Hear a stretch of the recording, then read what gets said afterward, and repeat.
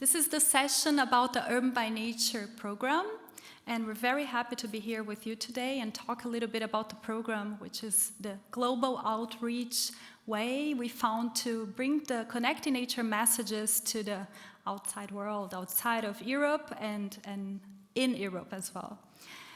I would like to welcome the presence of all of you, and I know that we have a lot of people in person, but also online.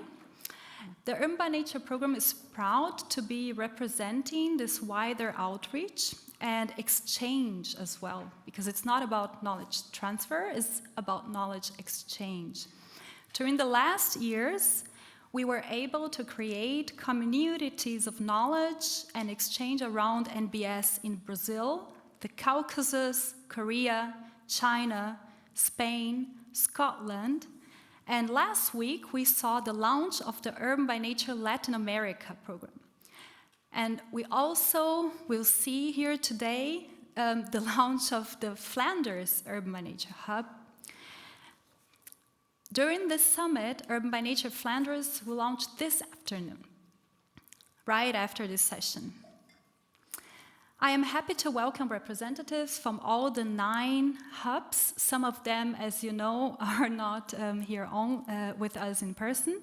So China and Korea are joining per dial-in, and also Brazil. We will hear from each and every one of them about what they have been up to. Altogether, these active hubs have produced more than 70 videos on nature-based solutions and related topics such as co-creation, prioritization, indicators, business models, financing, technical solutions, implementation of NBS, monitoring, and upscaling. This was not done alone by the hubs, but of course with the help of our Connecting Nature researchers and experts and our Connecting Nature cities. People from more than 100 countries have joined us for our UrbanByNature webinars and events, and we had almost 10,000 views in our videos. Thanks to the local work of the regional hubs, the NBS concept is more commonly known in many cities and countries, leading to the adoption of the concept in relevant planning guidelines. We have, for example, Brazil. We have 2 cities there, Recife and Fortaleza, who managed to add NBS to their local climate plans. Our UBN curriculum reflects a co-creative approach in which not only principles and methods are shared, but participants work together to actively engage in making cities and towns more resilient and in transforming the neighborhoods. Our 7-step program is structured around an integrated management approach aligned with the international standard ISO 37101 on sustainable development in communities. Built on a solid foundation, we are, of course, very aligned with the Connecting Nature framework. We try to bring the learnings of the Connecting Nature framework to the outside world. And we're also taking into consideration relevant methodologies such as the Green Climate City Program and the Green City Action Plan methodology for the European Bank for Reconstruction and Development, both developed by ICLEI. UrbanByNature is bigger than the sum of the regional hubs. The program is hosted by Cities with Nature, designed by ICLEI, IUCN, the Nature Conservancy, and an official city action and commitment registry to the post-2020 biodiversity framework, which has more than 200 signatory cities. UrbanByNature has also contributed to an EC expert publication, as you saw in the session this morning. It's going to be launched this afternoon on the vital role of nature-based solutions in a nature-positive economy. Based on the extensive consultations with 170 diverse stakeholders over a 6-month period from June to November 2021, this publication also received publications from the hubs here, from China, from Korea, from Brazil, and the Caucasus about the gap between NBS products, NBS services, and the offer that the nature-based enterprises have for the demand. As well as we have identified opportunities for overcoming these gaps. For example, integration of NBS in policy initiatives, funding for nature-based enterprises to make sure that we can push innovation in NBS, and the resolving of procurement barriers. We know we have to make cities procure NBS. If they are not into procuring NBS, we cannot really deliver them. So procurement is a huge topic. UrbanByNature is also where the state-of-art research and city experience on NBS come together. It has been reuniting different NBS project consortia, as was the case with Connecting Nature and Clever Cities, who united forces to achieve a large impact amongst the Chinese audience with UrbanByNature China. Other NBS-funded hubs, such as Regreen and Clearinghouse, are now preparing webinars on NBS for ecosystem restoration to be delivered to the Chinese audience. So finally, I just want to share with you that UrbanByNature has filed a trademark and a business plan is under development. And here I want to say a huge thank you to the Connect Nature project, who has always having our backs, the backs of the innovations of the project, so that we can create spin-offs and create nature-based enterprises. It's a legacy of the Connecting Nature project, our mother, where we were created, and we want to go beyond. So when the project ends, we will keep this program going. Now you will hear from the Clever Cities project about their work with UrbanByNature. Afterwards, you'll know more about the objectives of this session, the outline, and then we're going to hear from our representatives. Thank you very much.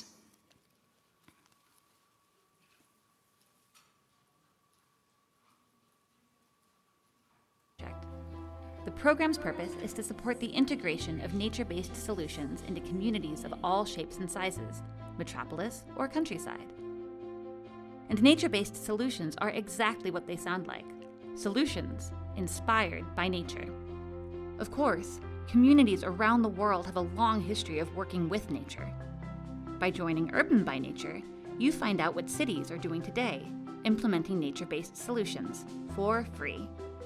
Our goal is to connect you with our global movement so that you can learn from and with one another how to better create urban spaces that treat nature as the solution and not the problem. UrbanByNature has active hubs all around the world, and we are growing, thanks to people like you who want to positively impact the planet in their cities, communities, and beyond.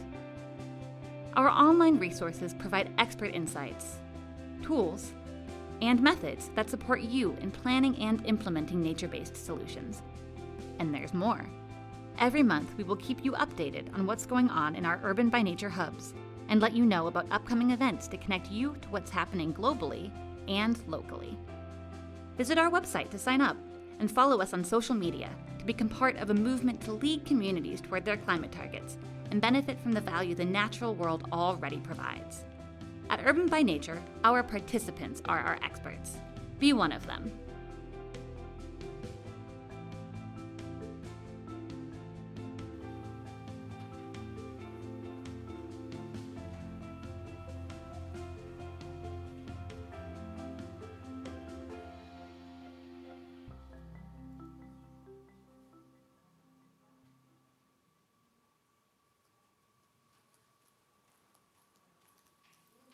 Thank you for playing the video, Lucas. So now we're going to hear from Rebecca. She's online, our speaker, the first one. Yes, we have everybody on the screen. So Rebecca, the word is with you. Wonderful. Thank you so much, Daniela, for your great introduction and also for inviting us to speak here. Warm welcome to all participants from my side and also to all hub representatives. Happy to have so many here. Yes, we are really happy to have the opportunity to participate in this session on behalf of the ICLEI World Secretariat. My name is Rebecca Wessinghage, and I would like to use the following minutes to introduce you to the Clever Cities project and how it integrates with the program. Like Connecting Nature, Clever Cities is funded under the New Horizons 2020 program and its nature-based solutions portfolio. Running from 2018 to 2023, the project aims to use nature-based solutions to address urban challenges and promote social inclusion in cities. So what is the concept or understanding of nature-based solutions in the Clever Cities context? The project emphasizes the co-benefits of nature-based solutions, such as the features like trees, plants, and green spaces, are planned and designed in a way that benefits climate and biodiversity. But also the project leverages its social and economic potential. What does that mean concretely? The project follows a place-based approach, focusing on deprived neighborhoods and their communities, where quality green spaces are often lacking. Challenges of areas often include poverty, health issues, neglected public infrastructure, and climate risks. For local green and blue interventions, Clever Cities intends to position NBS as a means to address these challenges and improve public health, social cohesion, and citizen security, while increasing economic opportunities for those neighborhoods. Examples of NBS interventions in designated urban transformation areas, as we call them in the project, include public infrastructure such as green corridors, parks, and school gardens, as well as so-called doorstep solutions such as green roofs, green walls, or rain gardens. You'll hear more in detail when the hubs will present their specific approaches and interventions and programs. So focus regions of the project, Europe, Latin America, and China. Locally tailored NBS interventions are implemented in 3 frontrunner cities. These are Hamburg, London, and Milan, and replicated in 6 fellow cities, including also Belgrade and Quito, who are both hosting the kickoff events for UrbanByNature Hubs in the respective regions. In total, Clever Cities is implemented by 34 partner organizations, including the cities, NGOs, research institutions, and businesses. One important aspect to mention is the co-creative approach to nature-based solutions. So local teams of citizens, businesses, knowledge partners, and local authorities collaborate to ensure that the urban transformation process is open, inclusive, and tailored to local needs. Through the UrbanByNature program, the Clever Cities approach is scaled globally. 3 UrbanByNature hubs are being established in China, Latin America, and Southeastern Europe. The UrbanByNature China program has been implemented in cooperation with Connecting Nature, but again, you'll hear more about this in the upcoming interventions. These 3 UrbanByNature hubs will expand the networking and knowledge sharing under Clever Cities to these regions and support the replication of clever solutions and strategies. In addition, of course, we hope to learn from the adaptation of NBS strategies to local circumstances and also maximize the co-benefits to position nature-based solution as an attractive choice for communities and policymakers in these regions. For each of the hubs, so-called regional solutions catalogs will capture the solution shared and implemented while drawing on discussions and lessons from the UrbanByNature program. You will hear from these 3 hubs in detail now. So before I close, I can only once more emphasize the value of collaboration, not only for tailoring nature-based solutions to the local context and needs, but also for the strategic advancement of nature globally, such as the objective of this event. So in this regard, it's really great to see so many regions participating in the conversation today and over the days of the event. I think I'll stop here, and a big thank you once more to everybody who is involved in this conversation today.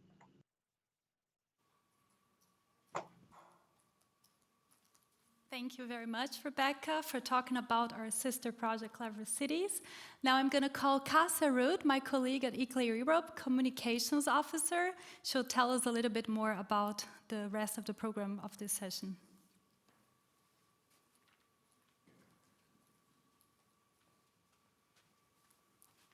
Hi, everyone. As Daniela said, I'm Cassia Rudd, and I'm a Communications Officer at ICLEI Europe.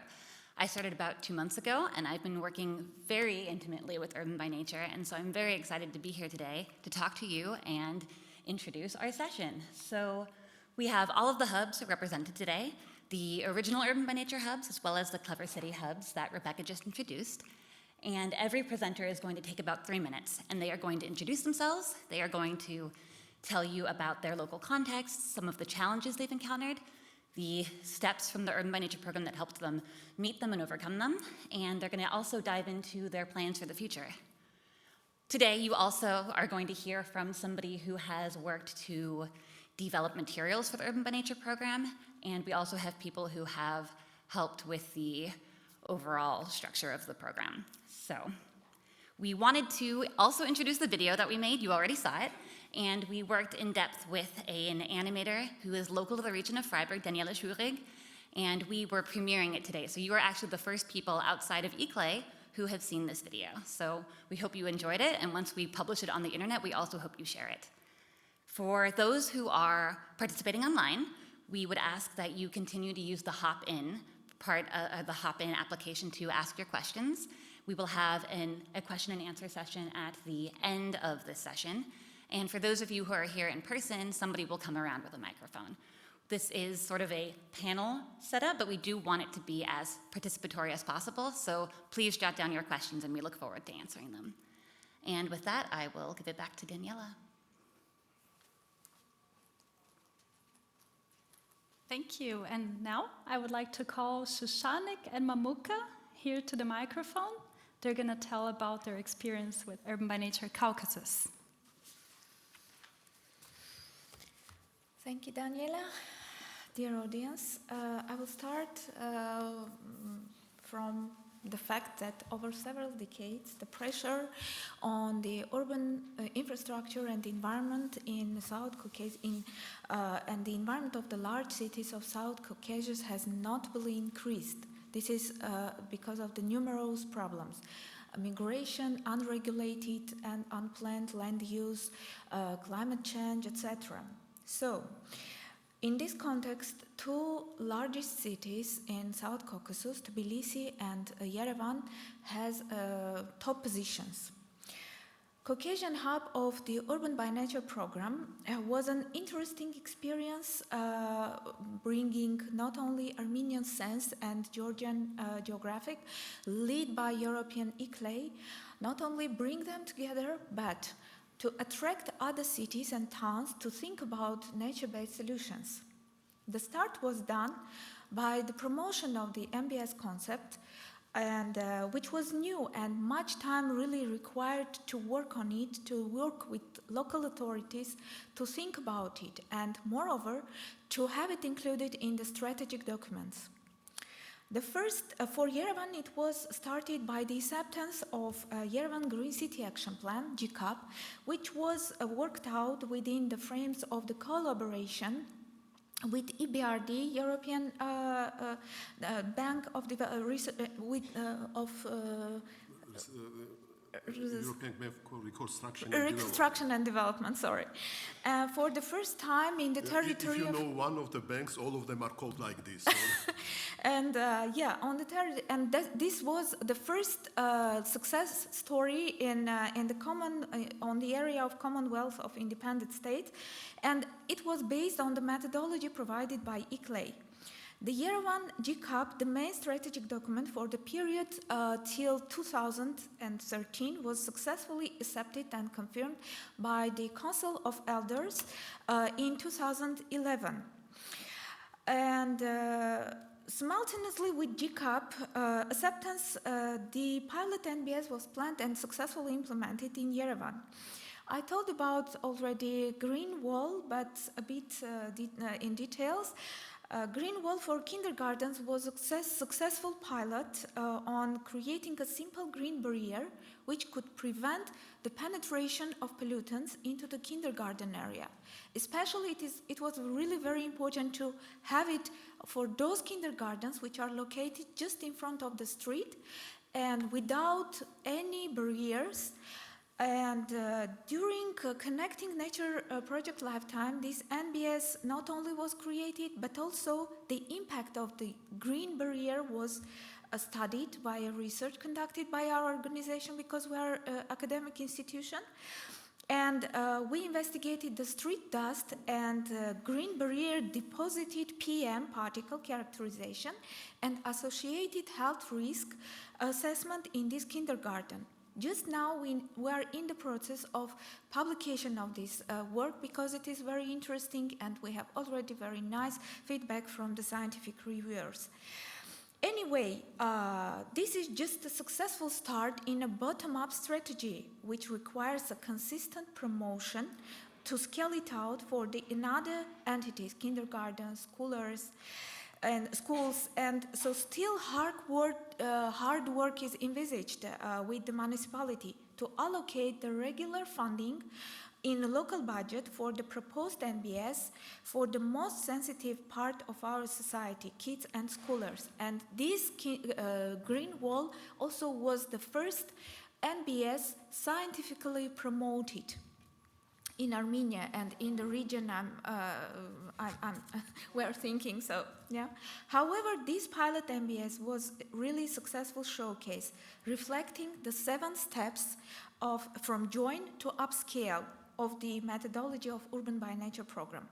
Thanks to this program implemented series of webinars, workshops in our regional hub, it became a solid foundation to push up the NBS concept, making it vital and realistic when developing a new master plan of the cities and of Yerevan in particular, planned in 2023. Now I will give the floor to my colleague Mamuka Gilava, and we hope that in the end we will have a short video demonstrating the NBS, Armenian NBS, Green Wall for Kindergartens. Thank you.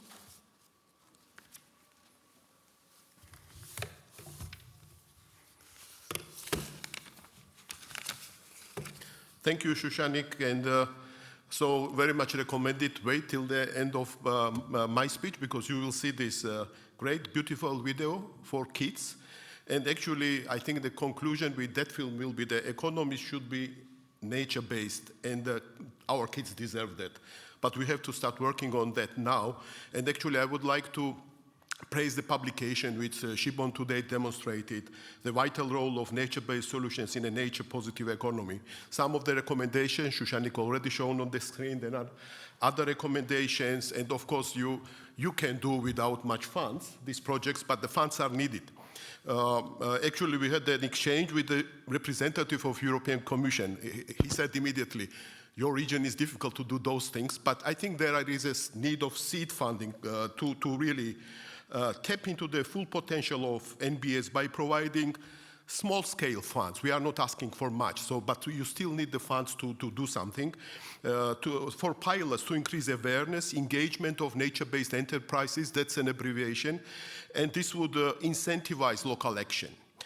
And you can accomplish this by provision of a small, medium-sized grants instruments, for instance, for communities and for other local actors. It could be in a large urban center, could be in smaller rural areas that would enhance NBS piloting, like the projects you did, Shushanik, with kindergarten, and disseminate adoption of efforts and attract interest of local communities to raise the skills in implementing NBS. Unless you are doing it, you can never improve your skills. And another top-down approach we are proposing is to make the NBS a kind of a mandatory for public land use plans, and developing voluntary guidelines for private entities and communities and NGOs how to do it. But something is required for authorities, and that's what I would like to talk about, because as you know, Georgia is under association agreement with EU, which means we have to harmonize our legislation with the EU, and one of those legislation pieces is a strategic environmental assessment of a land use plans or the city plans or master plans, call it whatever you want. And it was very timely introduction of this legislation. It happened a couple of years ago in the course of the implementation of this project. And in the project, we have already the nice instruments developed, Connecting Nature Framework, we discussed this already. There is another important instrument, impact assessment, and the indicators, the environmental, social, health indicators, and that's where it clicked with us. Like, if we have a strategic environmental assessment, why couldn't we apply this framework and impact assessment, NBS impact assessment framework, indicators, UrbanByNature program, the programming steps.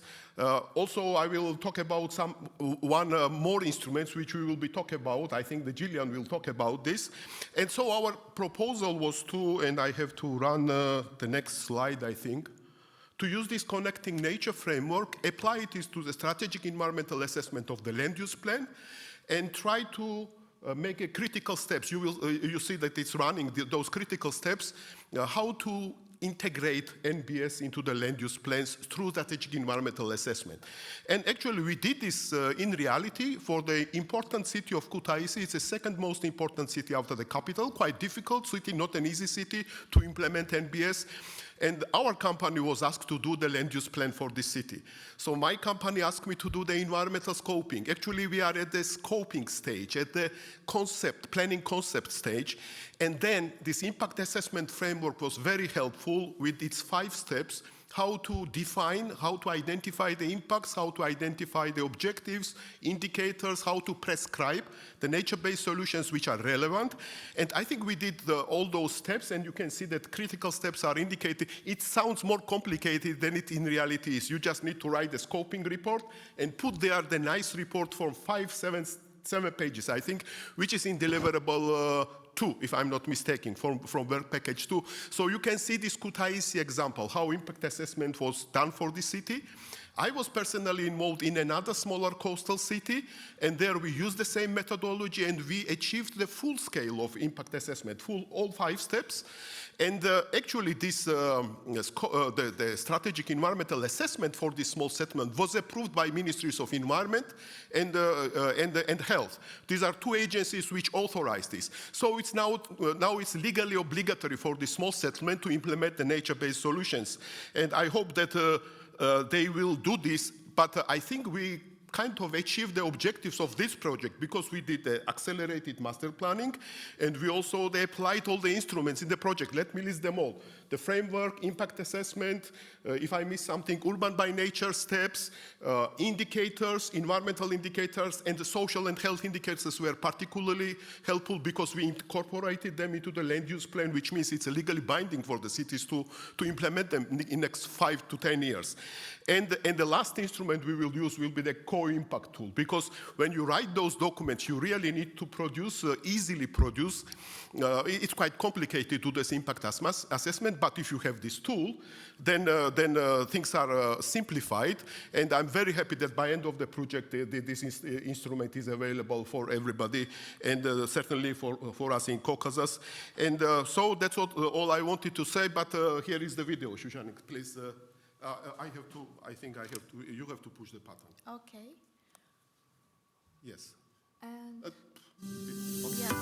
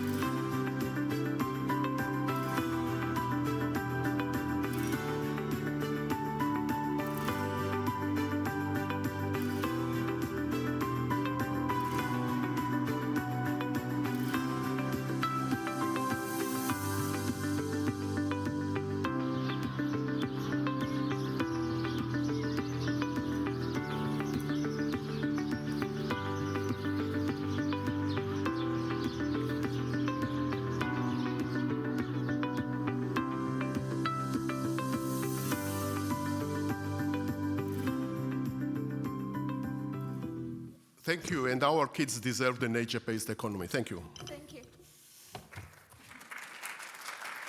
Thank you so much. Thank you so much for both of you. I'm really, really happy to see the work that the Caucasus is doing with nature-based solutions. It's been amazing. Yeah, so the next speaker is going to be online. So we have here our speakers back to the screen. So now I want to introduce you to Yunhee Park. She is from ICLEI Korea. She's the director of ICLEI Korea, and she will be talking here today with you about the experience of the Korean cities and partners with nature-based solutions. Okay, thank you, Daniela. And it's so nice to meet all of our partners and colleagues, although I'm not there in person. So technology is very good. So let me, I'm Yeonhee from ICLEI Korea office. Then let me just briefly explain what ICLEI Korea office did as a part of Connecting Nature project as a Korean hub. Last year, we organized UrbanByNature webinar series in Korea because biodiversity has been a major agenda of ICLEI Korea office in order to enhance sustainability in cities in Korea. So our office has been working and supporting Korean cities' biodiversity actions based on global and local linkages since 2014 when CPD COP12 was hosted by Korea government. So ICLEI Korea office developed LBSAP guidelines for cities in 2014, and the second edition was developed just last year in cooperation with our national government, Ministry of Environment, based on the global guidelines. In addition, ICLEI Korea office every year organize local biodiversity forum as a platform for exchange experiences and learnings among cities and discuss how to enhance local biodiversity actions. So in this context, as a Korean hub of UrbanByNature Connecting Nature project, last year we organized quite intensive webinar series, 6 times webinar series between June to 12 last year with 8 organizing Korean partners, which are most influential entities to local governments in the area of biodiversity issues and nature-based solutions, such as Ministry of Environment and Korea Environment Institute and National Institute of Ecology at national level, and also Gangwon provincial government, which was a host local government of CBD COP12, and Changwon City and Changwon National University, and Suwon City and Suwon Research Institute at local level, and also with experts group from Ecosystem Service Partnership Asia Office. So that all partners are ready to support local governments when cities would ask support on the issue of NBS. So with this webinar series, we are able to provide cities rich information on the NBS and global policy trend and how to get support from experts group. So that what we achieved is that I can say we can upgrade a kind of biodiversity and NBS policy cooperation network among cities and expert group in Korea. As you know, Korea is highly urbanized nation. So in statistics said that more than 95% of land is urbanized. So the NBS is more important for the people's quality of life. And also many government has been trying to implement NBS, regardless they are aware of the dear words or the concept of NBS. But I can say somehow NBS is already part of a city's biodiversity action, but not yet this is a major approach.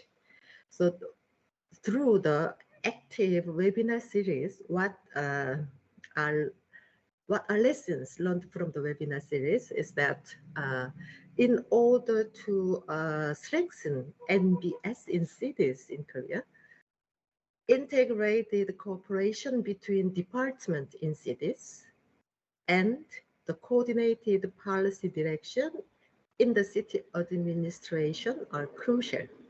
So these are the major expressions from the city officials.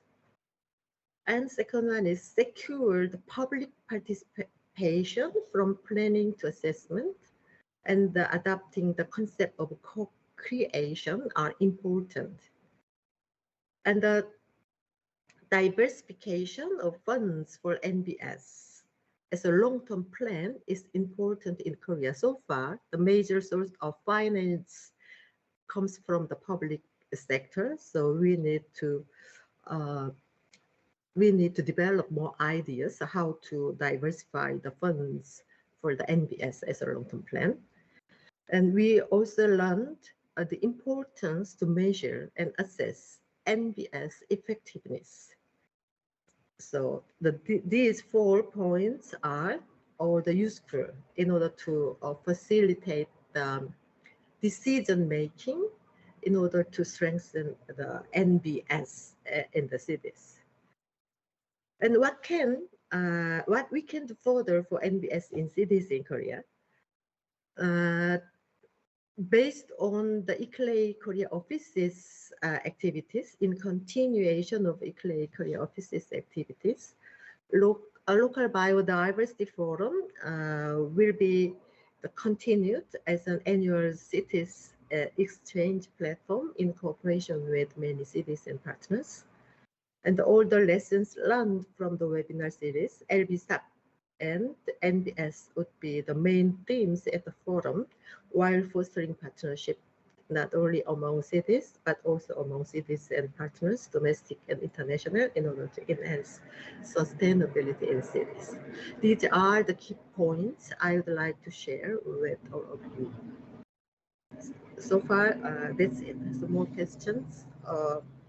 If you have questions, I can answer later part of this session. Thank you.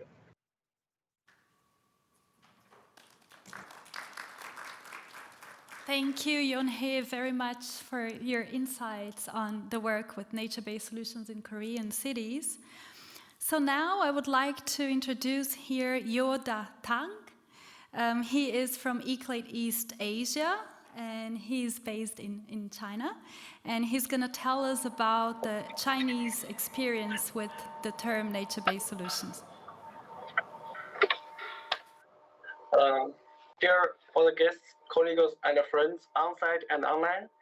So my name is Yoda Tang. I'm the program manager from ICLEI East Asia Secretariat Beijing office. So now I'm here in Beijing and greeting to you all guys around the world. So in the following, I will introduce what we are doing for the past more than 2 years under the project of UrbanByNature. So UrbanByNature is the first structure methodology to introduce a holistic concept of nature-based solutions in the city level to Chinese audiences. Under the umbrella of 2 Horizon 2020 projects, which are Correct Nature and Clever Cities, UrbanByNature China Hub has conducted 6 series of webinars targeting audiences in China and Europe.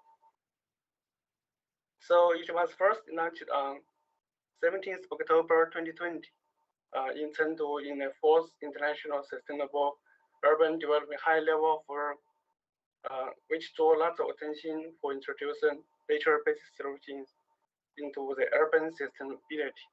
So that means quite long ago. In the coming 6 webinars, in total, there are 616 persons have registered for the webinars, and around 300 persons have participated in the webinars, from introduction of nature-based solutions and followed by discussing enabling conditions and potential barriers. After that, planning NBS with citizens and stakeholders, technical support for implementation, monitoring, and evaluation.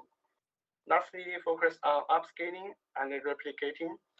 This structured methodology has integrated the same steps framework developed from Correct Nature project and provided a complete and solid circle of advocating and implementing nature-based solutions in a state context in China.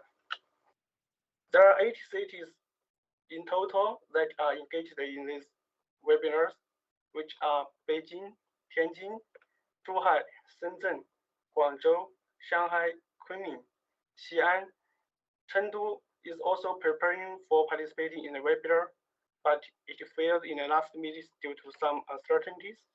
So these cases from the 80 cities have supported to the organization of the 6 webinars and made these webinars a success for introducing nature-based solution cases from cities in China to the audiences in China and Europe.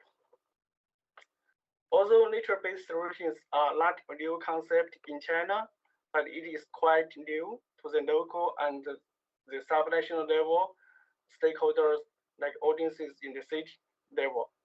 UrbanByNature has opened a window for stakeholders in cities like academic and practitioners and government officials to explore the experience of how to apply nature-based solutions in cities step by step.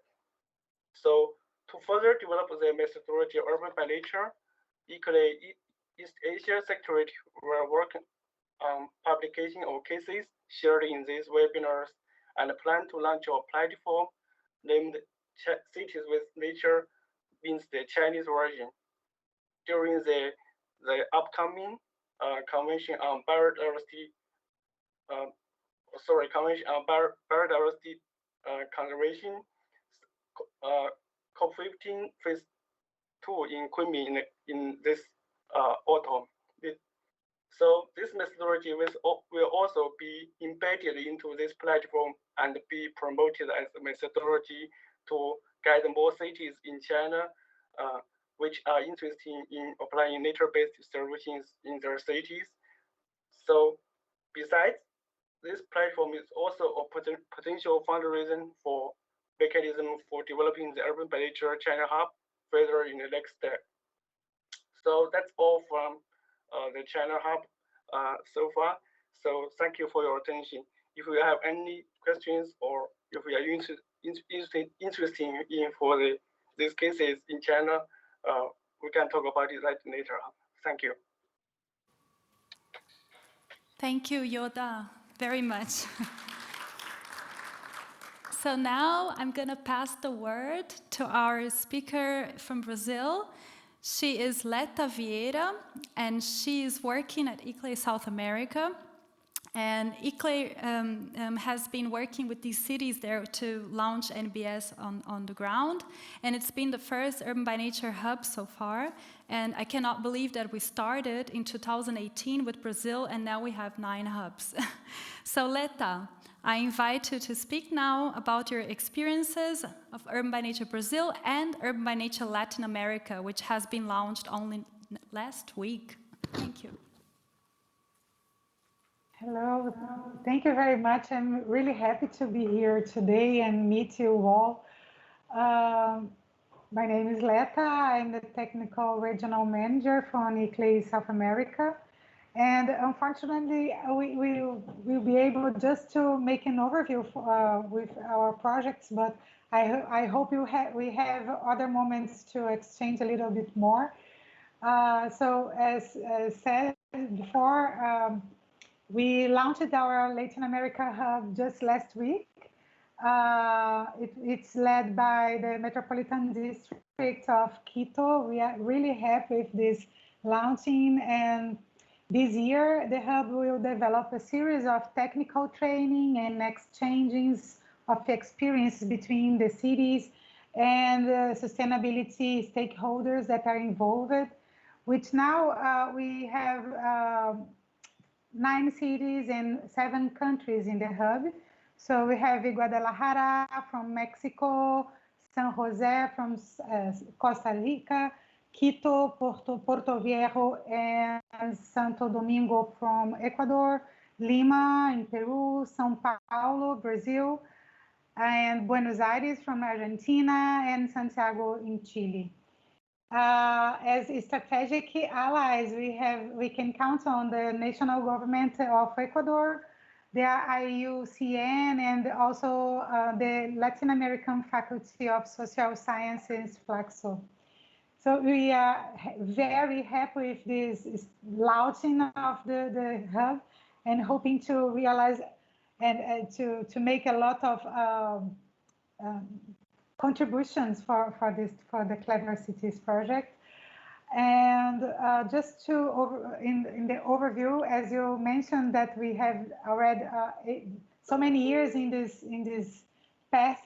I would like to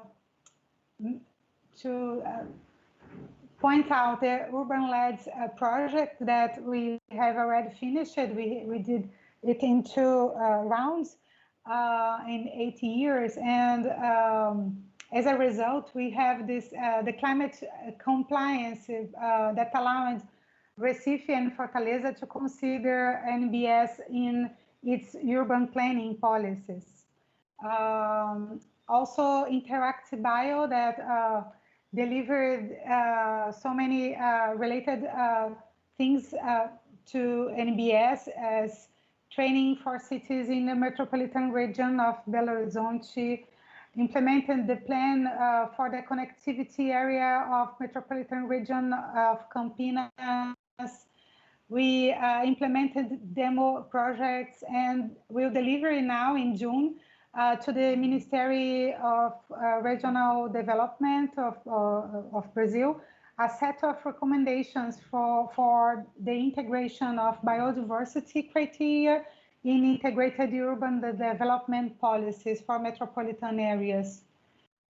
Also, I would like to point out our program, the Units of Conservancy Acceleration Program, that allows the promotion of integration between policies for the conservation of local biodiversity through protected areas, optimizing the ecosystem service provided by these areas with solutions based on nature.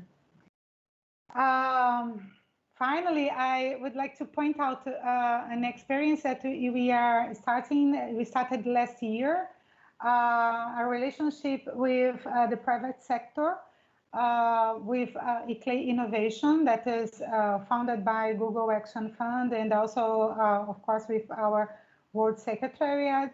And this project seeks to encourage the generation of technology applied to the demands and challenges of the cities, with a focus on sustainable urban development by supporting startups working in the areas of innovation and sustainability for local public management. We are really happy with the results of this project. For example, the city of Porto Alegre in the south of Brazil decided to replicate one of our demos by installing biodigesters in all its public municipal schools. So it will start this year, and we are really, really happy with this result. And finally, I would like to point out also our partnership with MRV, that is the largest construction company in Latin America, which also aims to create a culture of large-scale intervention in the urban environment that takes into account the NBS. Thank you very much. I tried to be at my 3 minutes.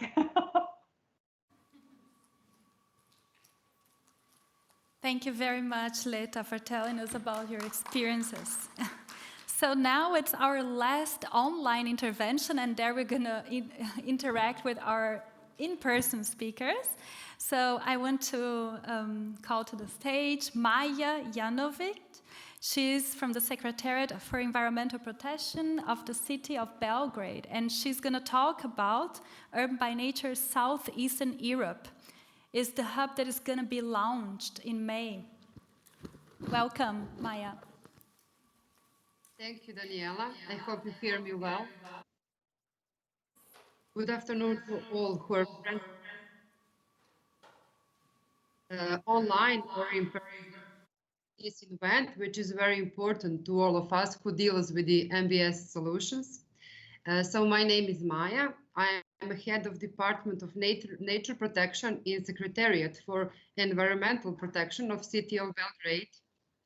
So we have some great news from Belgrade. So we will be 10th hub, Southeastern Europe hub, UrbanByNature Southeastern Europe Hub will be established in collaboration with the City of Belgrade, the ICLEI World Secretariat, ICLEI Europe, Center of Experiments in Urban Studies, CIUS, and Environmental Protection Agency Kovasna. And launched will be in Belgrade on the May 17th this year. The launch will take place during the 24th European Forum of Urban Forestry and will consist of a high-level opening remarks, inspiring showcases, and urban nature-based solution in practice, and interactive workshops to foster cross-city engagement. So just a few words about EFUF, Urban Forum on Urban Forestry. That is a unique meeting place for practitioners, policymakers, managers, educators, and scientists who are active in urban forestry, urban greening, and urban infrastructure. And for the last 23 years, they meet annually and share their good practices on planning, designing, and managing on urban forests. This year, City of Belgrade has the honor to be the host of this event from 18th to 21st of May. So for the Southeastern Europe Hub, we invited more than 30 cities from Croatia, Turkey, Bulgaria, Romania, Montenegro, North Macedonia. More than 10 cities confirmed their participation in our hub, in Southeastern Europe Hub, from Slovenia, Nova Gorica, Bosnia and Herzegovina, Sarajevo, Trebinje, Zenica, Banja Luka, Montenegro, Podgorica and Tivat, North Macedonia, Skopje, and Greece, Athens and Piraeus. The mayor of Belgrade, Mr. Zoran Radojcic, supported the idea of forming the hub of Southeastern Europe and will open the event with his personal presence. During the UrbanByNature Southeastern Europe Hub, we will visit the Yunhee Park, which is the MBS polygon for project Clever City that we are part of. We are co-creation and mainstreaming of MBS in the urban planning. During the Nature of Cities Global Online Festival, we organized a pre-launch event for establish the hub as a seed session on March 29th, which gathered 8 of previously mentioned cities and initiated very inspiring exchange of ideas and experiences. The aim of the UrbanByNature Southeastern Europe Hub is to establish a platform for continuous knowledge exchange and future collaboration of nature-based solutions for urban climate adaptation and urban regeneration, especially the projects of Horizon 2020 as Clever Cities, Connecting Nature, Renovating Nature, Urbinate, Think Nature, Grow Green, Regreen, Reconnect, and so on, and also with recently contracted projects like Superb Waterlands and Merlin.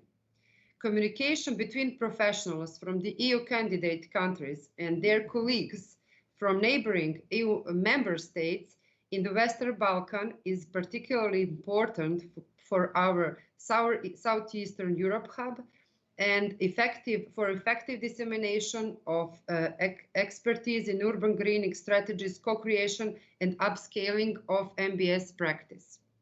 In the period of the next 2 years, it is already set the dates for the webinars, and plan is for Hub to continue operating for many years and to expand its networks to as many cities in the region as possible. Thank you very much.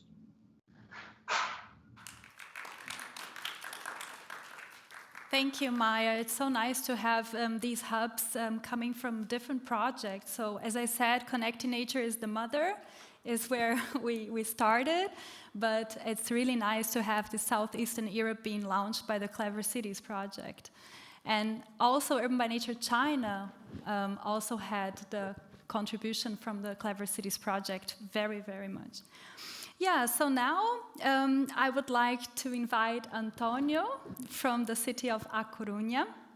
Antonio is going to tell us a little bit about the experiences of UrbanByNature Spain.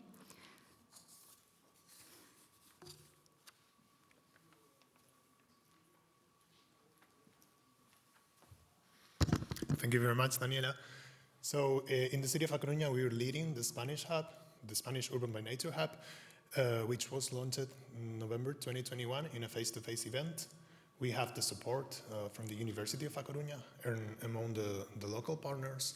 We have also the UNESCO Biosphere Reserve, which surrounds the city, the UNESCO Biosphere Reserve Mariñas Coruñesas.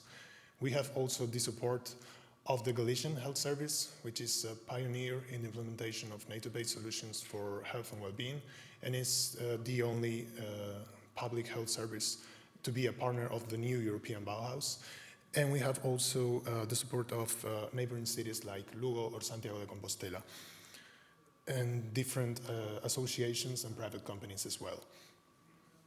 At the national scale, several cities have expressed their interests and are contributing to the hub. Cities like Madrid, Valencia, Valladolid, Malaga, Barcelona, Vitoria, and also the Portuguese city of Porto.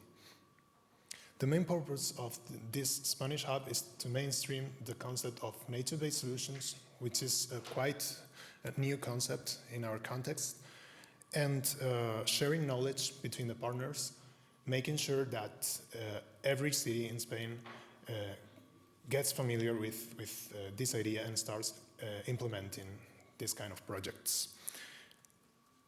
This initiative is also a way to share good practices and examples from the different partners, and to make sure that the different elements of the Connecting Nature framework can be used for other projects, both in our city and in our region, but also in other parts of the country.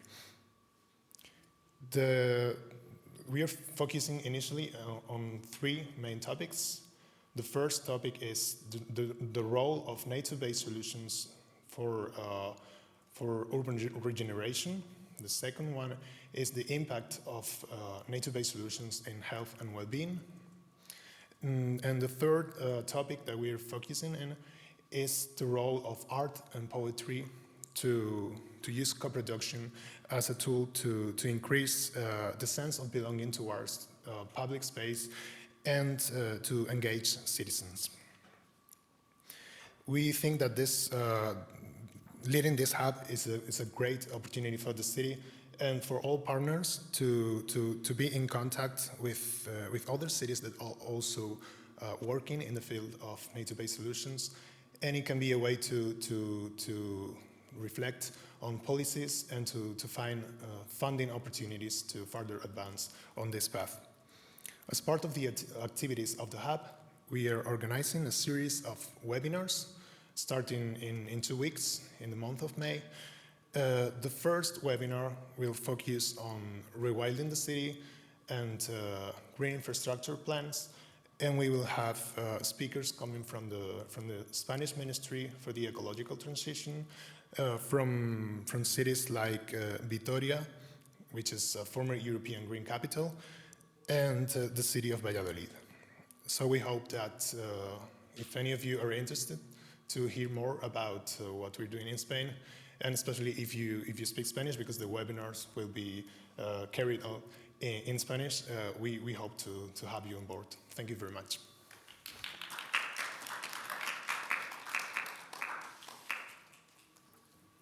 Thank you so much, Antonio. That's the real meaning of regional, right? Using the regional languages as well. Thank you. So the next hub is UrbanByNature Scotland. So I'd like to invite Jill and Dick. We've only got 3 minutes. I'm going now. Are you awake? Hello? Can anybody? I can't see anybody here. If I say Fescamar, you'll not know what the heck I'm saying. So we're going to do the Scottish hub in English, which means if you're in England, Wales, Ireland, come and join us. Or if you just prefer hearing things in English because it keeps you awake, come and join us. So there was a nice blob on the map that said, oh, there'll be hubs all over the Europe. Effectively, it was the blobs for the front-runner cities. So we're focusing on impact assessment because we're fed up in Scotland of people counting things and not actually dealing with the quality. Very quick example, Glasgow says that it's the Dear Green City. But if we've got tons of open space and you don't feel safe in it, it isn't good quality and you don't want to go to it, there's not much use having it on your doorstep. So you have to have quality data. Some of that is about the nature-based solutions, and I am going to, Stuart's not in the room, so I use the terminology, any move can be a nature-based solution as long as you do no harm to social cohesion, health and well-being, environment, economic, biodiversity, all at the same time, and all to the human and the habitat. I'm probably screwing up the broadcast here because I'm covering my eyes, but I can't see because the lights are dazzling me. I've woken some of you up. Hello. Although I can see some of you looking at your phones, so I'll go very quickly because you're obviously bored. Anyway, entertainment-wise, we're going to do lunch and learns. So 12 o'clock till 1 o'clock UK Irish time, which means 1 o'clock to 2 o'clock, so it's still lunchtime in Europe, so you can join us. We're going to do 3 TED Talk style things, taking the 7 bits from the programme. So there'll be one on governance, one on co-impact-y stuff. So I should be talking about co-impact. So if you don't know how to count things and you don't know how to do the quality, co-impact.app launched 3 weeks ago. 15 minutes. Tell it what outcomes you want for any project. It will tell you what data you need. It will produce an impact assessment plan. Go see your nice data person, say, I want that. If they don't have it, go knock on the university's door and say, I want that.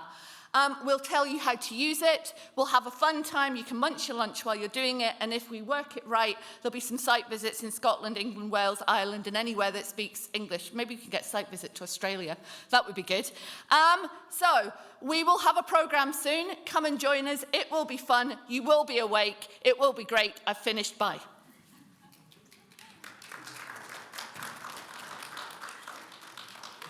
Yeah, Gillian, amazing. So everybody is awake now, right?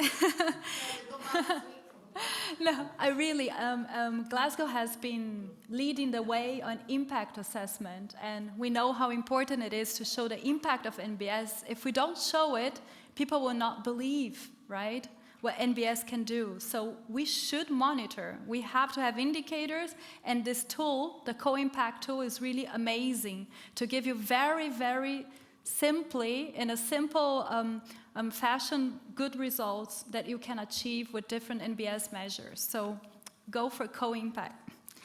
Now I would like to call Joost Venking from the city of Genk.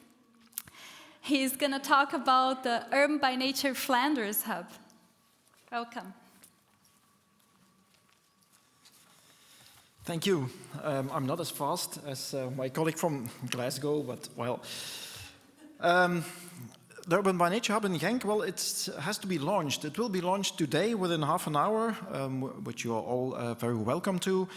We have designed it as a multi-layer hub. I will focus on the regional layer, which is a partnership between the local authority and the Flemish authority, specifically the Agency for Nature and Forest and the Research Institute for Nature and Forest. The hub will function as a network node in a transversal Flemish learning network for urban nature, which originated from the innovation trajectory Cities Thinking Like a Forest. And the goal of the network is to develop and distribute action-oriented knowledge linked to creating urban nature tissue. The main focus lies on practices of co-creative collaboration with local communities to make, maintain, and secure urban nature. We aim to develop, to share knowledge and good practices because we feel there's a clear need to share knowledge on urban nature from different disciplines' perspective, for instance, the ecological, social, political. But the main focus for us is really to develop good practices. With the hub as a base, we want to, together with our partners, to experiment with the development of a concrete nature tissue plan for the Steamer region. We aim to create a process that can be scaled up to the whole territory of our community, that can be meaningful, can be inspiring, an inspiring example for other cities trying to strengthen the biodiversity, the social cohesion, and the climate resilience of an urban environment. We want to integrate the lessons learned in connecting nature with the emphasis on citizens' involvement and citizen stewardship. Often we see here in our region that citizen involvement is only limited to the planning phase, to conceptualizing, but we also want to upgrade it to be part of it managing of urban nature.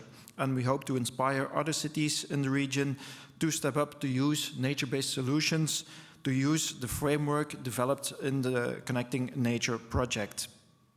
In parallel, there's also a local layer named the Steamer Hub, which is being developed as we speak.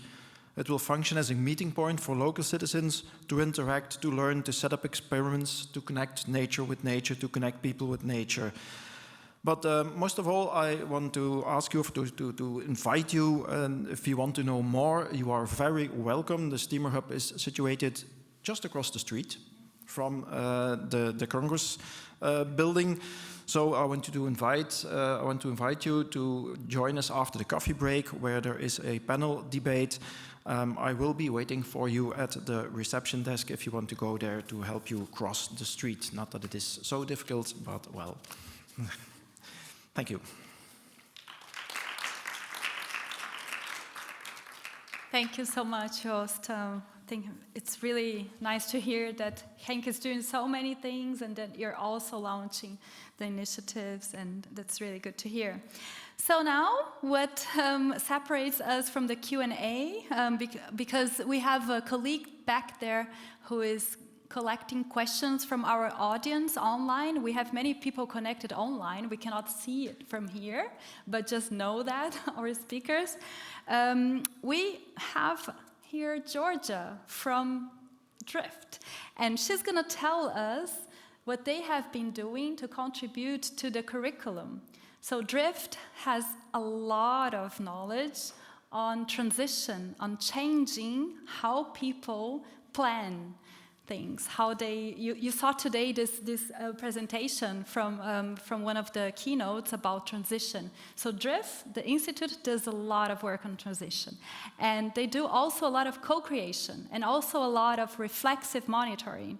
And they have prepared an amazing course that was delivered for the UrbanByNature program audience. And she's going to tell us a little bit about this contribution. Thank you.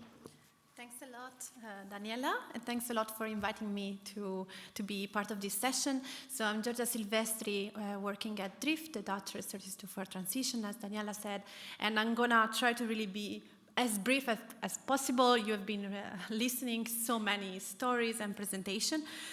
So I'm just gonna share just some of the activities that at Drift we have been carrying on as part of the UrbanByNature program. So the course that Daniela just mentioned, but also the development of different educational modules and some reflection session. And regarding the course, we have been carrying on between December 2021 and March of this year, and we've been developing different online sessions, especially like workshops, online workshops, so to really enable like the combination of a more theoretical part, but also with more really also interactive part where participants could really learn from each other and really learn about the different co-production steps that you actually learned this morning together with other Connecting Nature colleagues.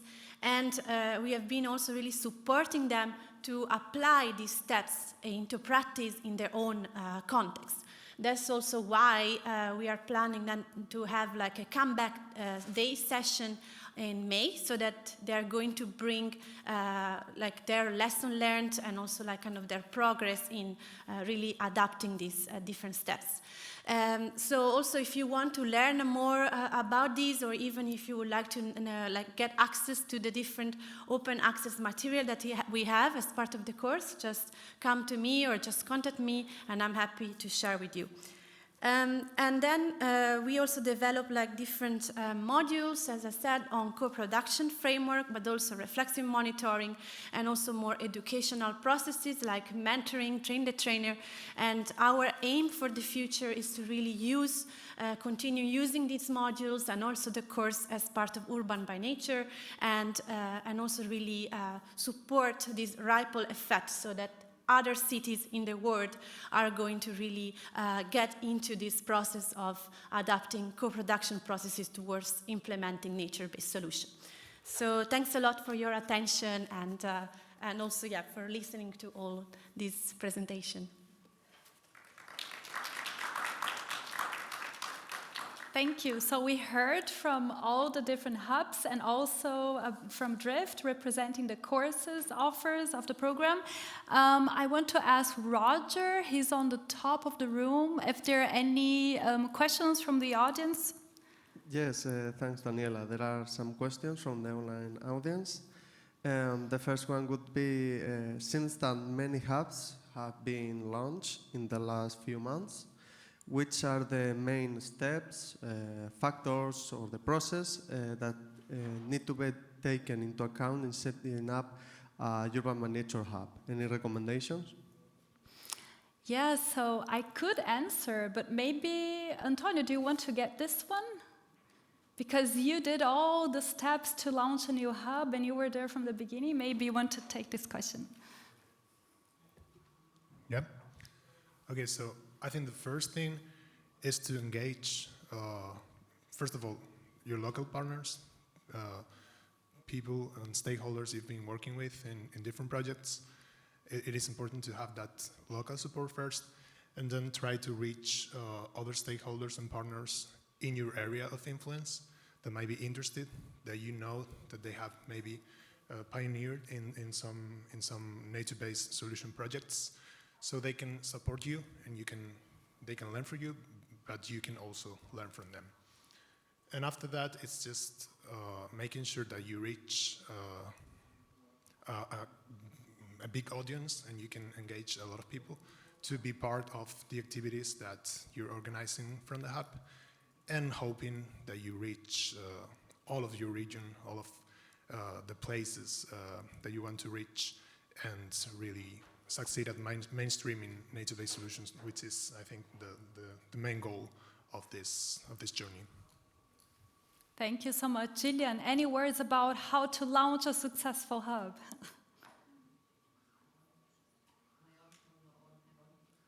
There you go, you can hear me. You really didn't want to hear me. We did a couple of online sessions with the key agencies, so the main agencies that work with our government, to make sure that we weren't just getting excited and it wasn't just us. So we had Scottish Environmental Protection Agency, Nature Scot, our improvement service, our government all came along and went, yes, this sounds like a good idea, and I think we surprised you by the number of people we had in the virtual room. And then we launched last Friday at Grow Chapel. So we just went to the community garden and said, come to the community garden in the sun. And a local charity for adults with learning disabilities provided coffee and tea. So we were all being told in no uncertain terms we had to drink our tea, we had to drink our coffee, we had to eat our biscuits because they'd made all this effort. And then it's just think about what people need. So we're going to do a bit of a poll to see what do they want to know, how do they want to know it. And then the lunch and learn idea is, because we think everybody's going into hybrid, so you might be able to kind of just sit and you either have an early lunch or late lunch, or you just have your lunch afterwards. But you can sit and watch, and if we record it, you can watch it later on. So if you're somewhere else that the time zones don't work for you, we'll have it recorded and we'll add it, and it's like curating information and signposting, I think. And we're hopeful that we can link up, for instance, with the hub in A Coruña, because we're both kind of the focus for impact assessment, and we want to talk to each other. So we might, at some point in the distant future, do some kind of shared site visit, I would assume, somewhere. I'm inviting myself to A Coruña, that's all I'm doing. I'm going to shut up.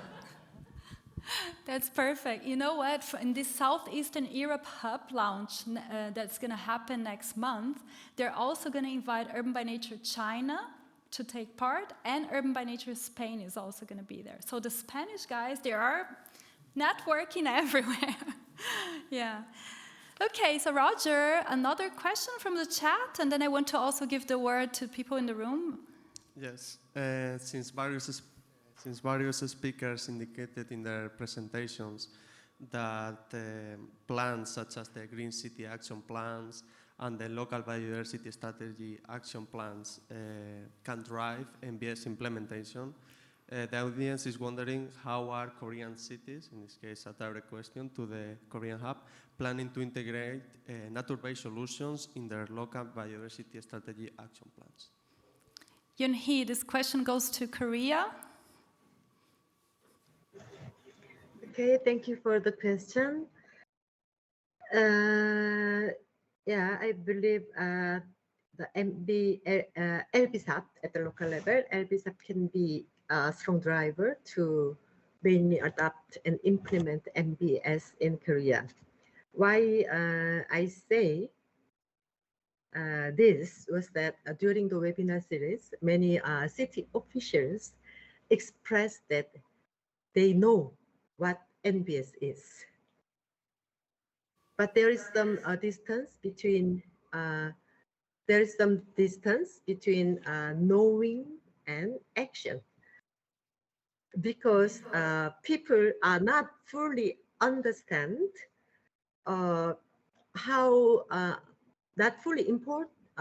fully understand the importance and the usefulness of NBS, enhancing biodiversity in cities. So we need some motivation as needed.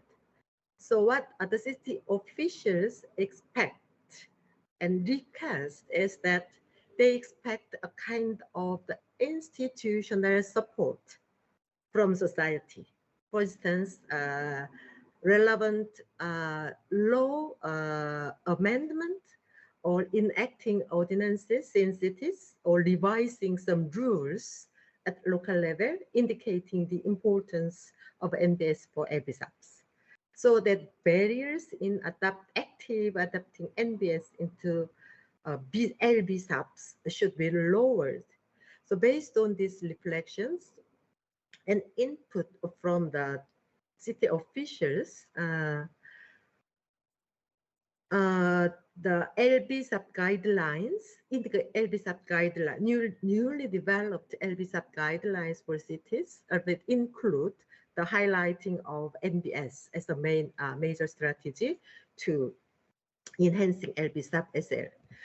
So with these LBSAP guidelines and the cities with nature, the platforms, and also UrbanByNature platform, the UrbanByNature Hubs, and also local biodiversity forum, which is the annual event ICLEI Korea office has been organizing. This all kind of platforms should focus on the showcasing how useful this NBS approach is, and then many success stories, and then various approaches of NBS stories, so that more people can be more familiarized what the NBS is, and then how useful the NBS approach is. This should be the major approaches.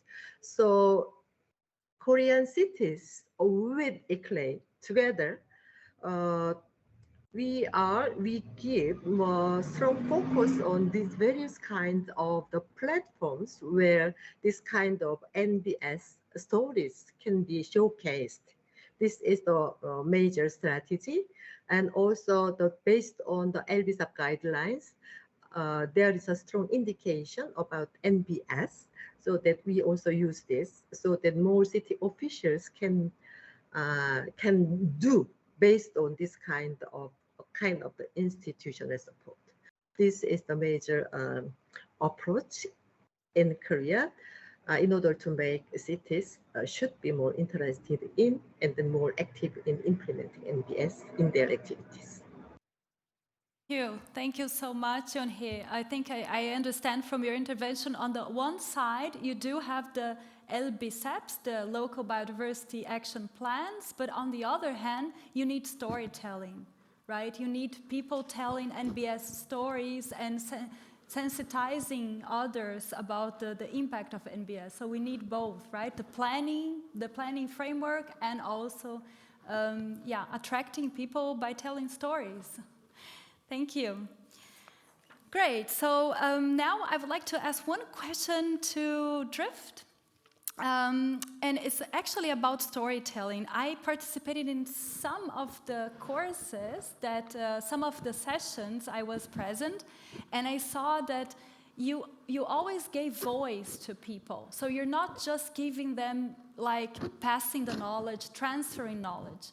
It's really about an exchange, hearing from them, where they're coming from, understanding their starting points. So can you tell us a little bit more, Georgia, about that? Yes, thanks, Daniela, for the question. Very interesting. Yes, indeed, I think our approach is really on more co-creation. So it's really about supporting them to bring in also different topics and also to really discuss together and learn from each other. And that's why it also was really important in the course to have really a diversity of participants. So we had participants from all over the world, from Latin America, but also different countries in Asia, some in Africa, and of course also from different countries in Europe. And that was also what enriched this co-creation, because they could also bring in their different perspective and also their own experiences. And also another part is really on supporting critical thinking and reflection so that they can really develop their own process. So we always say it's not at all about copy-pasting or also learning from others, but it's more about learning from others for then adapting and also really adapting to their own context. So it's really important to have this kind of self-ownership of the team that is then going to really implement the co-production process. Thank you so much. I want to ask people in the audience here if you have any questions about any of the hubs or about the methodology or, Yes, there's one question there. Oh, poor Roger, you have to run down.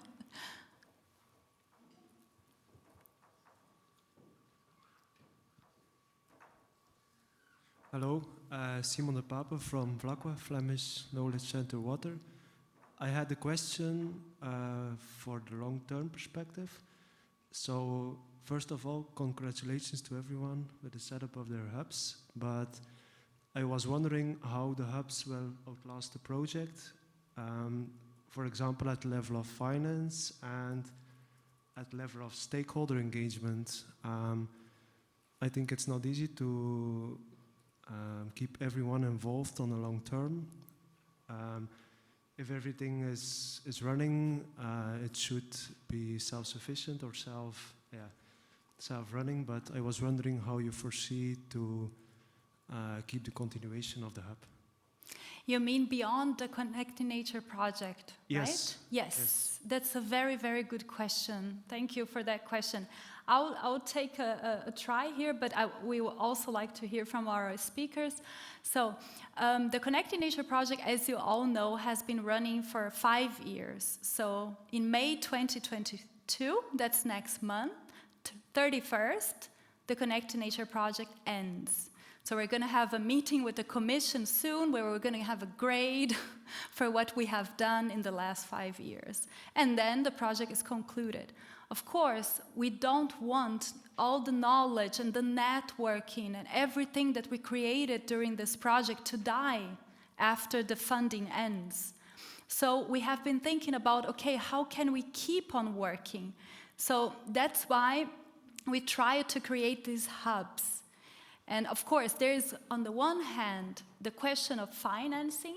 Mamuka says a lot about financing because, you know, for them to work in the Caucasus, and in fact, for people to work everywhere in the world, you need resources, right? But on the other hand, you also need interest. And I think the seed that Connecting Nature has planted through these hubs is really to have people hooked, you know, on this topic. And there are nature-based enterprises like BioAzul, we have Helix Plants, and so we had all these enterprises also working in Connecting Nature. They have their contacts to the enterprise world. We have people from neighborhoods and communities who saw one webinar here, another there. So the idea is really to keep these hubs running. So what we did was to create a roadmap to show the way forward beyond Connecting Nature. And these roadmaps were created for all the 4 core UrbanByNature hubs that we have designed in the beginning of the project. So Brazil, Korea, China, and the Caucasus. And there in these roadmaps, we have designed, like, the different financing opportunities we could find in the region, the different key partners that are really keen to go and keep this forward. We have also identified some key events. For example, in China, we have the Biodiversity COP happening this year, right? So yeah, so these were like what we could do at the moment, right? Try to find other financing opportunities, and we are still working on it. Thank you. Yes, Shushanik. Thank you for a very interesting question. It is, and thank you for the floor, Daniela. Which we have to do is the promotion, enthusiastic promotion, to talk about what we have done so far in different international and national levels, in different events, to be enthusiastic to talk about that, because I'm sure, and my colleagues I think also, that there are a lot of funds in the world. Just we have to find them and to make them really oriented on the problem. And in this case, for Armenia, I can say that Center for Ecological Noosphere Studies is an academical institution, and nature-based solutions are, for environmental point of view, are powerful tools, and which was really important that we have planned, implemented this NBS, and we assess its impact. That was a key to have it on the regular funding. So to have as a key where we can insist on getting regular funding for research studies. And in case of research results, we can have a flag to talk with local authorities to bring and to have for further NBSs a regular funding, which we are consistently doing and will do. I do hope that we will have much enthusiasm to keep this and go on.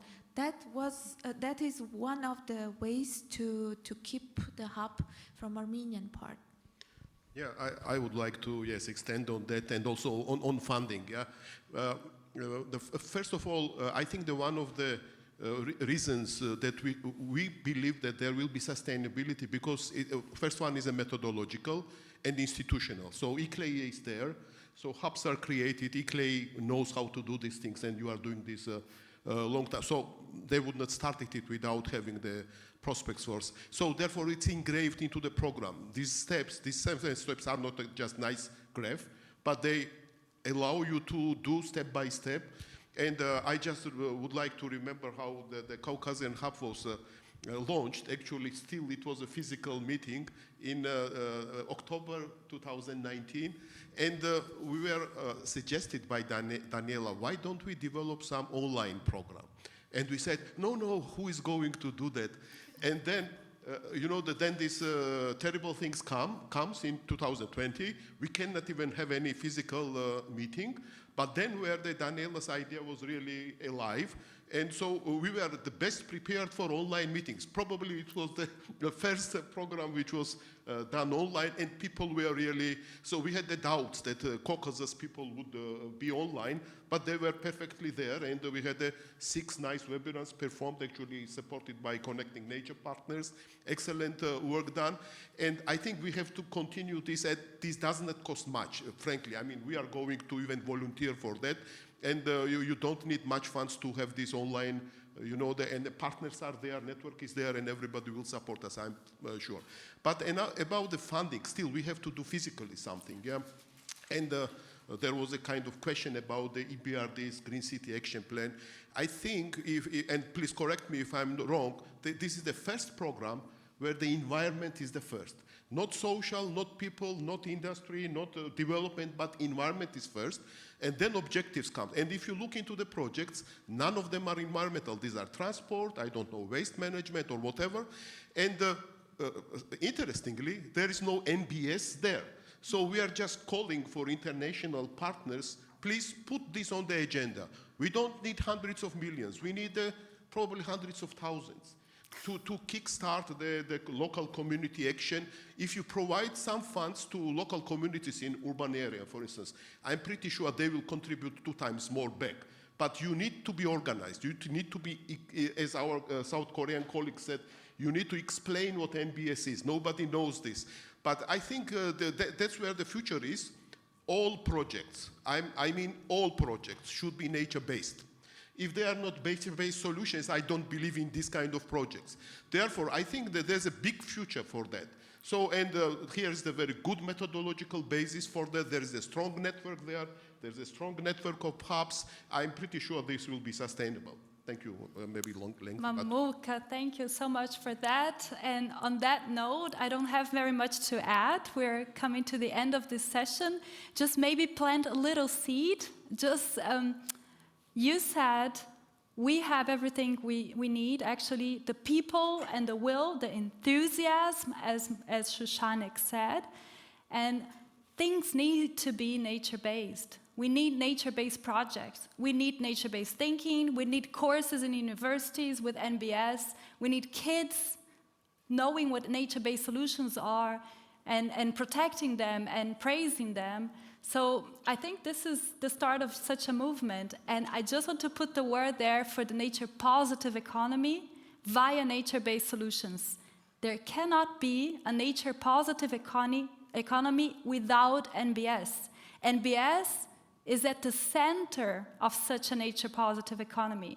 So all the jobs that we can create with that, all the innovation, you know, the new things coming up, or the old things being remembered, you know, ancestral technologies that people have been doing for many, many years or even centuries. You know, we have to bring that all back. And for that, we really want to develop a nature-positive economy.